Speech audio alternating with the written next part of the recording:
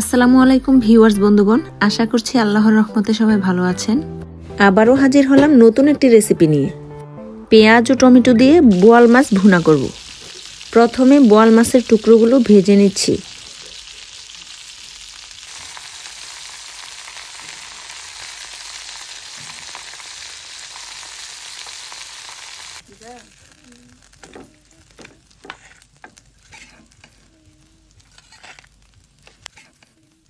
ভালো করে উল্টিয়ে পাল্টিয়ে মাছগুলো ভেজে নিয়েছি। আর বোয়াল মাছের পেটিটা ফেলে দেইনি, সেটা ভেজে নিচ্ছি। আর বোয়াল মাছের পেটি খেতে কিন্তু খুবই সুস্বাদু। মাছগুলো ভাজার পর যে অবশিষ্ট তেল ছিল সেই তেলের সাথে আরেকটু তেল দিয়ে নিয়েছি। এখন পেঁয়াজ কুচিটা দিয়ে দিলাম, হালকা ভেজে নিচ্ছি।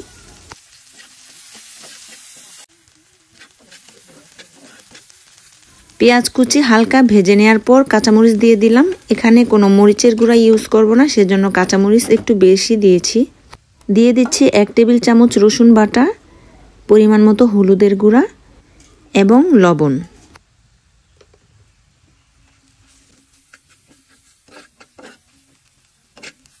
মশলাটা হালকা কষিয়ে নেওয়ার পর টমেটো দিয়ে দিলাম।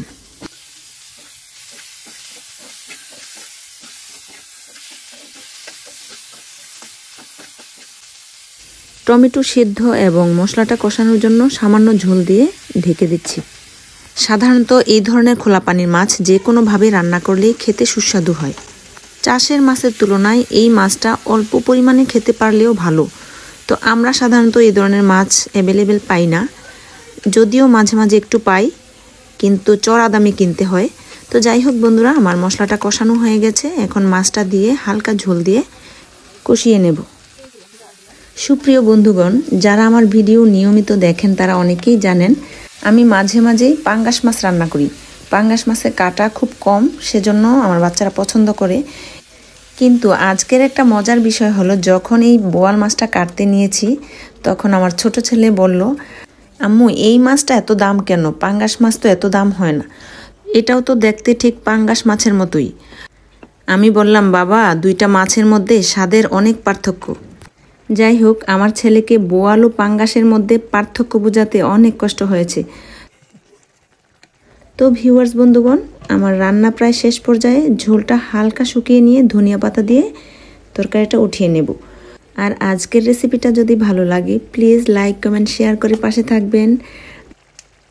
যদি আমার ভিডিওতে নতুন হয়ে থাকেন ফেসবুকে ফলো এবং ইউটিউবে সাবস্ক্রাইব করে পাশে থাকবেন প্লিজ।